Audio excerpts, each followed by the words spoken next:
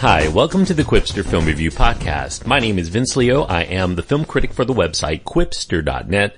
You can find all of my written reviews there at that website, as well as contact information and links to my Twitter feed and Facebook page. Just go to Quipster.net and check it out, QWIPSTER.net. Today I'm going to be looking at Neighbours 2 Sorority Rising, at least that's how it's called in the United States. Elsewhere, including the UK, it's called Bad Neighbours 2. It's a comedy, R-rated because of crude sexual content that includes brief graphic nudity, language throughout, drug use, and teen partying. The runtime is an hour and 32 minutes. The cast brings back Seth Rogen and Rose Byrne and Zac Efron.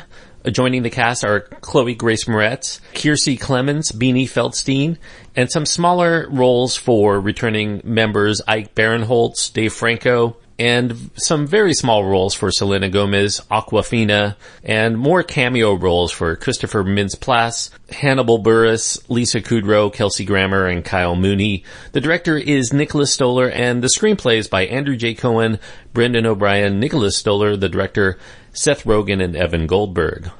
Neighbours 2 Sorority Rising is, in essence, a rehash of the original film Neighbours.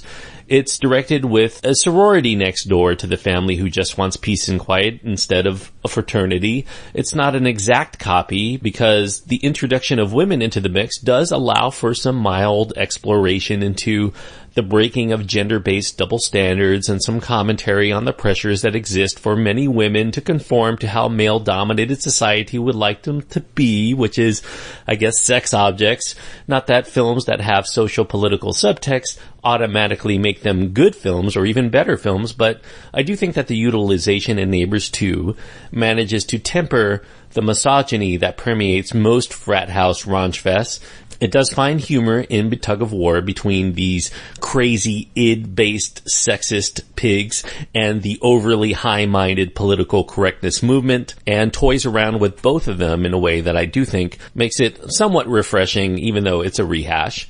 Seth Rogen and Rose Byrne do return. They're playing married couple Mac and Kelly Radner. They're set to find a bigger home in a nicer neighborhood to live in after Kelly finds that she has another baby on the way.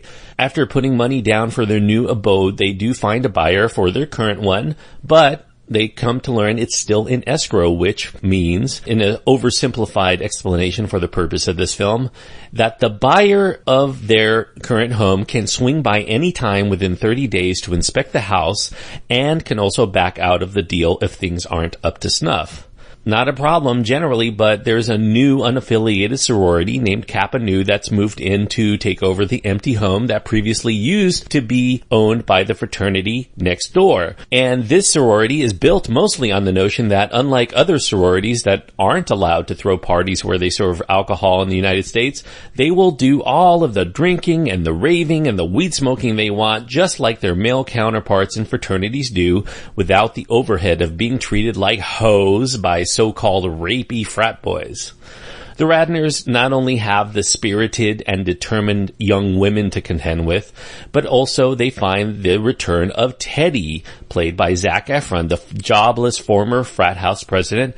He agrees to mentor the freshman women on how to make their sorority as successful as his former frat in exchange for a much-needed place to live. The first order of business for the sorority is to set up rush parties right away and bring in those girls who are going to give them the revenue they need to keep the sorority afloat throughout the rest of the year. However, the Radners are hell-bent on ruining those parties until the escrow period is up, which means that it's war once again between the family that wants serenity at all costs and the girls who just want to party all the time.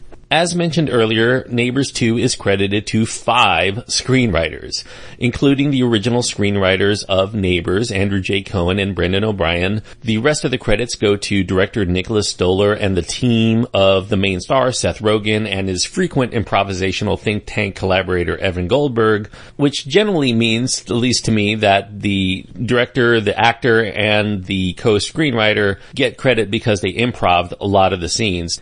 As a film, Neighbours 2 mostly overcomes its redundancy in its plotting and the silly contrivances to get all of these characters together again by finding enough wrinkles of humor in the main premise to amuse people who are typical Seth Rogen fans, i.e. those primarily seeking a rauncher stoner comedy as the ones he's come to be known for. The main object of the movie is not to deliver a fulfilling story or rich character arcs, but rather to make you laugh at these silly characters and all of their foibles. Along these lines, it will be seen as successful for those within the target audience to come away feeling like the revisit is worthwhile. I won't say it will be seen as better than the first entry for most, but it does retain the same vibe and the success rate in drawing out some hearty guffaws. The cast is definitely not content to just rest on the laurels of name recognition for the film. They earnestly go all out in making the comedy work. Really good performances here. Zac Efron continues to show that he can be funny if he chooses better roles.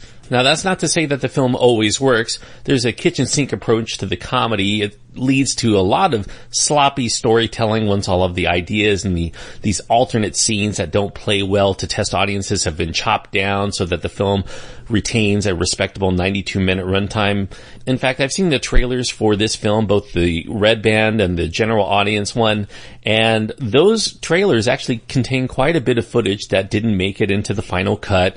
Scenes that had Lena Dunham and LL Cool J ended up on the proverbial cutting room floor. A couple of the bodily function gags, they're extremely gross. They involve a bout of morning sickness that occurs during sex. This one you can see coming a mile away. It's early in the film. There is a womb-busting infant. There's babies that continuously want to play with their parents' adult sex toys. There are some very unsanitary pads that are used as weapons in this film. These are repulsive sight gags. They're not intrinsically funny, but they do draw out instant reactions in audiences because they wince at what they've seen. Then they end up laughing at themselves or perhaps the people that they came to the theater with because of the reaction. I guess, a laugh is a laugh, whatever it takes, right? At least according to the makers of Neighbours 2.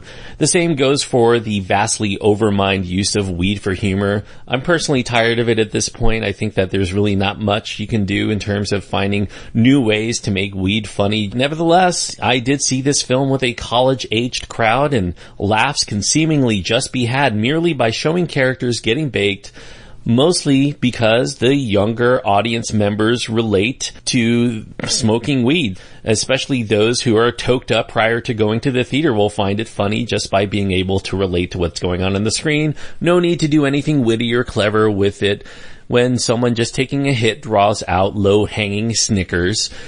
Now, outside of this, there are a number of funny moments for these dim bulb characters, and though Neighbours 2 lacks the underlying sweetness of the original film in terms of what it means to finally embrace becoming an adult, I do think that it remains an engaging enough diversion purely as a glorified 90 minutes of sketch ideas that are wrapped around a central plot hook. All in all, I do think Neighbours 2 is a scattershot comedy. It definitely won't be to every taste, but for those viewers who enjoyed the first entry strictly for the laughs and maybe they like the cast, it's a superfluous but generally amusing effort that has a good sense of comic timing throughout. In other words, it's a half-baked idea for a follow-up, but it will likely sate fully baked audiences.